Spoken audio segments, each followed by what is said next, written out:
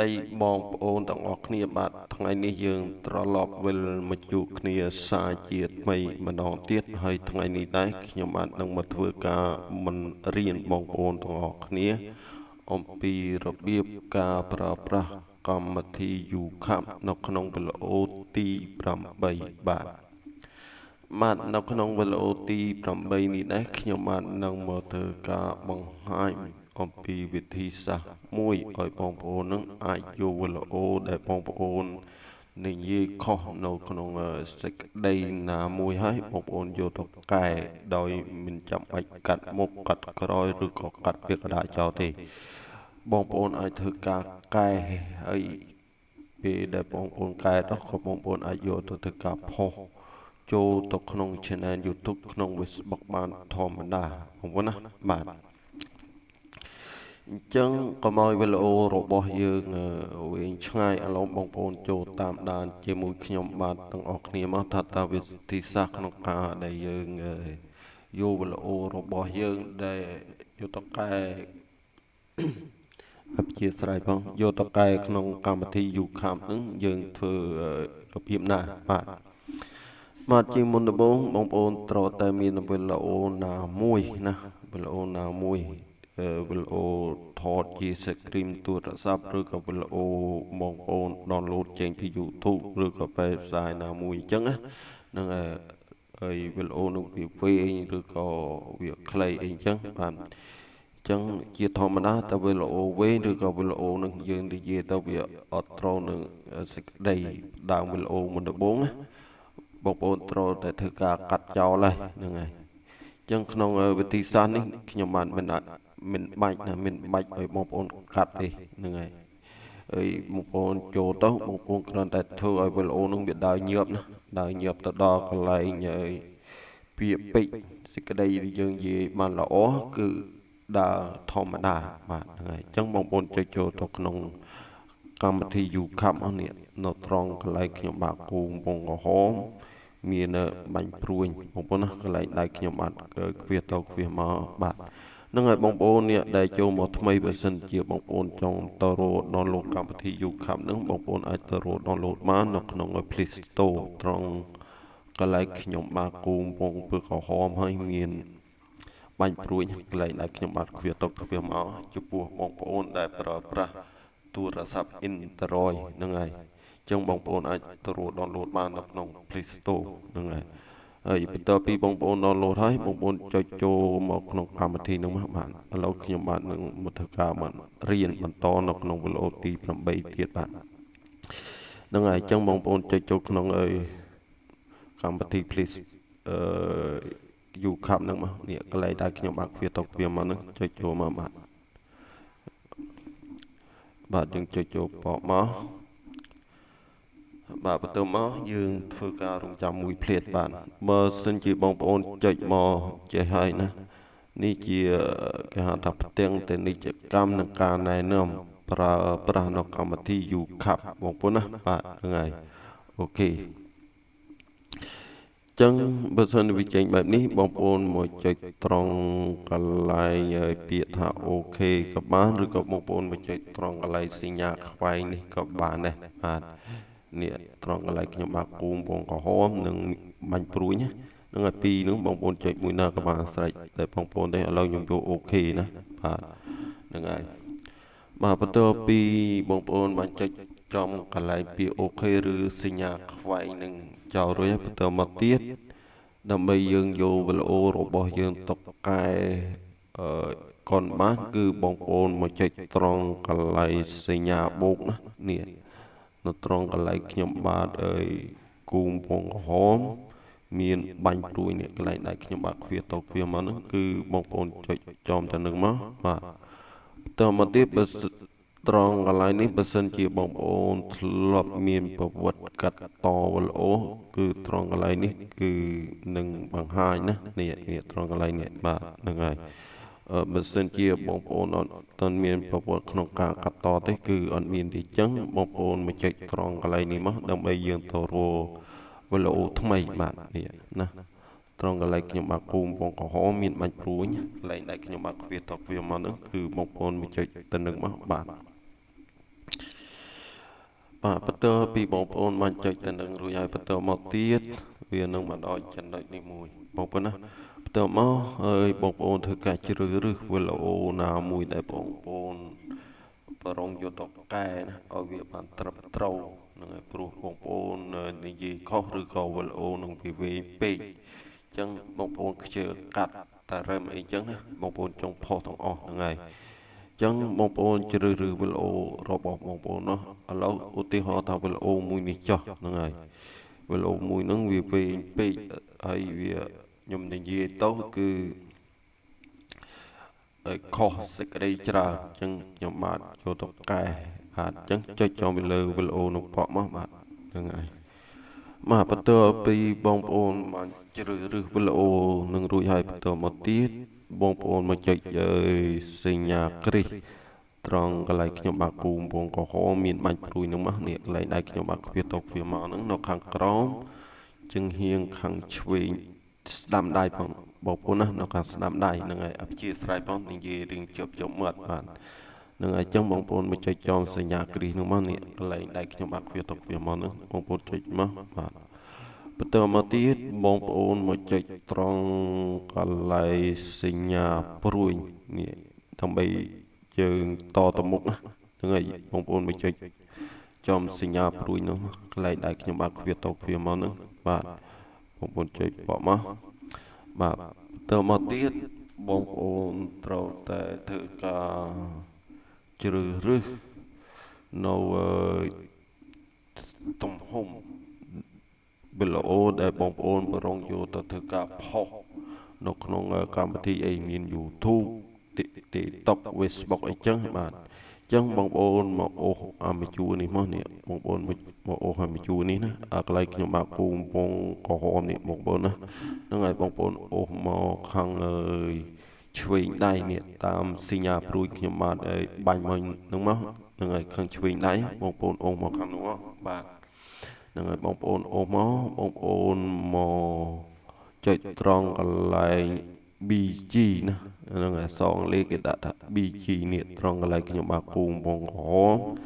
មានបាញ់ព្រួយបាទកន្លែងចុងព្រួយខ្ញុំបាក់ចូលហ្នឹងហើយកន្លែងដែលខ្ញុំបាក់វាទៅវាមកហ្នឹងហើយយើងរឺទំហំហ្នឹងហើយអូខេតមកទៀតវានឹងលោតបង្ហាញបែបនេះអញ្ចឹងបងប្អូនមកមើលខាងក្រោមណាត្រង់កន្លែងខ្ញុំបាក់គូកំពងក្រហមនេះបងប្អូនណានេះឃើញទេចឹងបងប្អូនធ្វើការជ្រើសរើសទៅថាតើវីដេអូរបស់បងប្អូនហ្នឹងពេលបងប្អូនកាត់វារួចហើយបងប្អូនយកទៅផុសក្នុងកម្មវិធីអ្វីចឹងវាមាន tele បាទហ្នឹងហើយ YouTube TikTok Facebook ជាដើមបងប្អូនណាហ្នឹងហើយចឹងខ្ញុំបាទយកទៅផុសចូលក្នុង YouTube ចឹងខ្ញុំបាទយកត្រង់កន្លែងសញ្ញារូប YouTube បងប្អូនណាហ្នឹងហើយនេះ16បាទ16បៀស9នេះត្រង់កន្លែងខ្ញុំបាក់ពូវងក្រហមមានបាញ់ព្រួយហ្នឹងបាទហ្នឹងហើយអញ្ចឹងចុចបកមកបាទអូខេបន្តមកទៀតណាបន្តពីយើងបានធ្វើការជ្រើសរើសអញ្ចឹងហើយបន្តមកទៀតបងប្អូនមកចុចត្រង់កន្លែងសញ្ញាគ្រីសនេះណាកន្លែងសញ្ញាគ្រីសកន្លែងខ្ញុំបាក់ពូវងក្រហមមានបាញ់ព្រួយហ្នឹងបាទកន្លែងដៃខ្ញុំបាទខ្វៀសទៅខ្វៀសមកហ្នឹងបាទហ្នឹងហើយចុចគ្រីមកបាទអូខេបាទបន្តមកទៀតដើម្បីយើងកែវីដេអូរបស់យើងបាទបងប្អូនអូហើយវីដេអូនឹងមកមុខទៀតបន្តិចមកឧទាហរណ៍ថាឥឡូវវីដេអូរបស់បងប្អូនហ្នឹងដែលបងប្អូននិយាយដែលនៅក្នុងវីដេអូហ្នឹងហើយការនិយាយហ្នឹងខុសកន្លែងណាហើយខុសសេចក្តីដែលយើងរៀបរាប់និយាយបញ្យល់គេនៅក្នុងវីដេអូហ្នឹងខុសចាប់ពីកន្លែងណាទៅឧទាហរណ៍ឥឡូវខ្ញុំយក5នាទីណាឥឡូវខ្ញុំអូសវីដេអូហ្នឹងអូសមក5នាទីហ្នឹងហើយអញ្ចឹងបងប្អូនមកមើលនាទីនៅខាងក្រោមណានេះនាទីហ្នឹងគឺនៅត្រង់កន្លែងនេះត្រង់កន្លែងខ្ញុំបាក់គូកំពងក្រហមនេះបងប្អូនឃើញអត់នាទីនៅខាងក្រោមហ្នឹងបាទចំកន្លែងចុងព្រួយខ្ញុំបាទចោលហ្នឹងបាទឃើញទេឧទាហរណ៍ថាខ្ញុំបាទនិយាយនៅក្នុងវីដេអូហ្នឹងវាខុសចាប់ពី4នាទី ចុច6វិនាទីឧទាហរណ៍ណាឧទាហរណ៍ចឹងខ្ញុំបានមិនចង់កាត់វាចោលទេចង់យកសេចក្តីនៅទាំងអស់ណាហ្នឹងហើយចឹងបងប្អូនចុចចំពីលើវីដេអូហ្នឹងមកបាទចុចចំពីលើវីដេអូហ្នឹងមកនេះពីលើវីដេអូត្រង់កន្លែងខ្ញុំបាក់គូពងក្រហមហ្នឹងបាទកន្លែងចុងព្រួយខ្ញុំបាត់ចោលហ្នឹងបាទកន្លែងដៃខ្ញុំបាក់ខ្វះទៅខ្វះមកហ្នឹងបងប្អូនចុចចំពីលើប៉ក់មកបាទបន្ទាប់ពីបងប្អូនចុចចំពីលើរួចហើយបន្ទាប់មកទៀតបងប្អូនមកចុចត្រង់កន្លែងនេះណានេះត្រង់កន្លែងខ្ញុំបាក់គូពងក្រហមហើយមានបាញ់ព្រួយនេះឃើញទេកន្លែងចុងព្រួយខ្ញុំបាក់ចោលកន្លែងដៃខ្ញុំបាក់ខ្វះទៅខ្វះមកហ្នឹងបងប្អូនចុចប៉ក់មកបាទហ្នឹងហើយវីដេអូរបស់យើងវានឹងកាត់ហើយបងប្អូនណាឃើញទេនេះវានឹងកាត់ក្បាលនឹងប៉ុន្តែវាមិនកាត់ដាច់ទេបងប្អូនណានេះឃើញទេវាបានកាត់ហើយបងប្អូនណាបាទអូខេទៅមកទៀតបងប្អូនយកដៃមកចុចអាកន្លែងយើងកាត់នេះអាខាងនេះកន្លែងចុងព្រួយខ្ញុំបាត់ចោលនោះបងប្អូនណានេះកន្លែងដៃខ្ញុំបាត់ខ្វះទៅខ្វះបងហ្នឹងបងប្អូនមកចុចខាងហ្នឹងមកបកមកបាទអូខេបន្ទាប់មកទៀតបងប្អូនមកចុចចំសញ្ញាងាយលកានេះឃើញទេសញ្ញាងាយលកាត្រង់កន្លែងខ្ញុំបាទគូពងក្រហមនេះបងប្អូនឃើញអត់បាទហ្នឹងហើយនេះឃើញទេត្រង់កន្លែងខ្ញុំបាទគូពងក្រហមមានបាញ់ព្រួយជាប់នោះនេះកន្លែងដៃខ្ញុំបាទខ្វះទៅខ្វះមកនោះបងប្អូនមកចុចទៅនឹងពកមកបាទបន្ទាប់មកបងប្អូនមើលត្រង់កន្លែងនេះណានេះត្រង់កន្លែងនេះឯងដែលធ្វើឲ្យវីដេអូរបស់យើងនឹងបាទ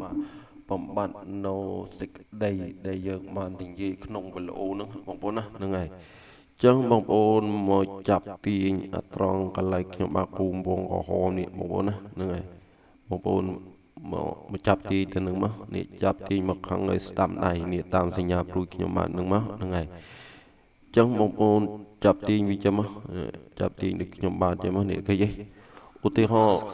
ឃើញទេបងប្អូនស្ដាប់មើលឧទាហរណ៍ថាបងប្អូននិយាយខុសប្រវែងណាបងប្អូនចង់ឲ្យញើបប៉ុណ្ណាហ្នឹងហើយចឹងឥឡូវខ្ញុំឧទាហរណ៍ខ្ញុំដាក់ប៉ុណ្ណេះចុះសួស្ដីបងប្អូនទាំងអស់គ្នាបាទឃើញទេបន្ទាប់ពីបងប្អូនដាក់អញ្ចឹងរួចហើយបន្តមកទៀតបងប្អូនមកចុចត្រង់កន្លែងសញ្ញាគ្រីសណានេះកន្លែងចុងព្រួយខ្ញុំបាទចោលហ្នឹងបាទកន្លែងដៃខ្ញុំបាទខ្វះទៅខ្វះមកហ្នឹងបាទចុចបកមកបាទអូខេតើមកបងប្អូនអាចចាក់សាកមើលបានណាហ្នឹងហើយបងប្អូនចាក់សាកមើលទៅចាំមើលវីដេអូហ្នឹងវាចេញល្បិចពីក្បាលមុនដំបូងបាទសួស្ដីបងប្អូនទាំងអស់គ្នាបាទថ្ងៃនេះយើងត្រឡប់ឃើញទេបាទមកដល់ចំណុចនេះគឺនិយាយធម្មតាណាមកដល់ចំណុចចុងព្រួយខ្ញុំបាទចោលហ្នឹងហើយគឺនិយាយធម្មតាប៉ុន្តែមកដល់ចំណុចកន្លែងនេះអាកន្លែងយើងនិយាយខុសបងប្អូនណា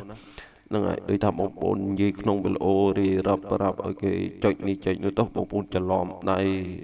ឬក៏ច្រឡំមាត់ទៅនិយាយអ្វីផ្សេងអញ្ចឹងបាទហ្នឹងហើយចឹងដល់មកដល់នេះគឺវាកែវីដេអូរបស់យើងនឹងនិយាយយកសេចក្តីដែលល្អនឹងមកវិញបងប្អូនណាបាទហ្នឹងហើយអូខេឧទាហរណ៍ឥឡូវបងប្អូនហើយខ្លីបងប្អូនអាចចាប់ទាញណាចាប់ទាញក៏បានមានចាប់ទាញក៏បាននឹងស្រេចតែបងប្អូននេះហ្នឹងហើយនេះឃើញនេះឃើញហ្នឹងហើយអូខេចឹងបងប្អូនចាប់មកបាទសួស្តីបងប្អូនបាទថ្ងៃនេះយើងមកដល់ហ្នឹងគឺគឺនិយាយធម្មតាវិញហ្នឹងហើយហ្នឹងគេហៅថាវិធីសាស្ត្រក្នុងការដែលយើងកែវីដេអូណានឹងឲ្យវាបានស្អាតជួនកាលទៅយើងអត់ដឹងខ្លួនថាយើងនឹងនិយាយខុសនៅចំណុចណាកន្លែងណាទេយើងអត់បានចាប់អារម្មណ៍បាទខ្ញុំមានដែរពេលខ្លះខ្ញុំផុសរួចទៅចាក់សាប់ខ្លួនឯងបានដឹងថាអូវីដេអូនេះខុសទៅនេះខុសទៅនេះអញ្ចឹងលោករួចហើយខ្ញុំបាទយកមកកែអីអញ្ចឹងណាហ្នឹងហើយហ្នឹងហើយវិធីសាស្ត្រមានតែប៉ុណ្្នឹងឯងពីរបៀបក្នុងការកែវីដេអូដោយយើងមិនចាំបាច់កាត់វាចោលឬក៏តែរឹមវាចោលមិនចាំបាច់ទេហ្នឹងហើយយើងធ្វើអញ្ចឹងទៅដើម្បីបំបត្តិ សេចក្តីដែលយើងនិយាយខុសនឹងបងប្អូនណាបាទចឹងពីរបៀបយកប្លអូមកកែឲ្យបានត្រឹមត្រូវនៅក្នុងកម្មវិធី YouCut គឺមានតែប៉ុណ្្នឹងឯងបងប្អូនណាហើយបន្ទាប់មកបងប្អូនអាចធ្វើការចុច save បានបន្ទាប់ពីបងប្អូនធ្វើការកែកុនចឹងហើយបងប្អូនអាចធ្វើការ save ត្រង់ខាងលើនេះណានៅខាងលើជារៀងខាងស្ដាំដៃបងប្អូនណាកន្លែងដៃខ្ញុំបាទខ្ពៀតទៅខ្ពៀមកហ្នឹងហើយគឺបងប្អូនចុចបកមកបាទបន្ទាប់មកវានឹងឲ្យយើងធ្វើការជ្រើសរើសនៅកម្រិតភាពល្អច្បាស់បងប្អូនឃើញនេះបងប្អូនចង់យកច្បាស់ប៉ុណ្ណាណាហ្នឹងហើយមានពី20គាត់ណា10គាត់8គាត់6 40គាត់អីគឺមានទាំងអស់ស្រេចតែបងប្អូននេះអូខេតើមកបងប្អូនចុច save ទៅនេះមកជាការស្រេចណាកន្លែងចុងព្រួយខ្ញុំបាទនេះណាកន្លែងដែលខ្ញុំបាទវាតុកវាមកហ្នឹងហើយបងប្អូនចុចមកគឺវាទាញចូលនៅក្នុងទូរស័ព្ទរបស់ខ្ញុំហើយហ្នឹងហើយនេះដោយសារតែខ្ញុំបាទថត screen អញ្ចឹងអត់ឲ្យទាញទេបងប្អូនណាហ្នឹងហើយចឹងមានតែប៉ុណ្្នឹងឯងបងប្អូនណាហើយមុននឹងបញ្ចប់ខ្ញុំបាទសូមធ្វើការអព្យាស្រ័យនឹងខន្តីទៅដល់បងប្អូនទាំងអស់គ្នាផងខ្លាចពាក្យពេចន៍ឬសម្ដីខ្ញុំបាទនិយាយទៅបងប្អូនស្ដាប់មិនបានអីឬក៏មិនយល់ត្រង់កន្លែងណាមួយអីសូមអព្យាស្រ័យបងប្អូនណានឹងឲ្យសង្ឃឹមថាបងប្អូននឹងអព្យាស្រ័យដល់រូបខ្ញុំបាទនឹងឲ្យសូមអរគុណច្រើននិងសូមជម្រាបលាបាទ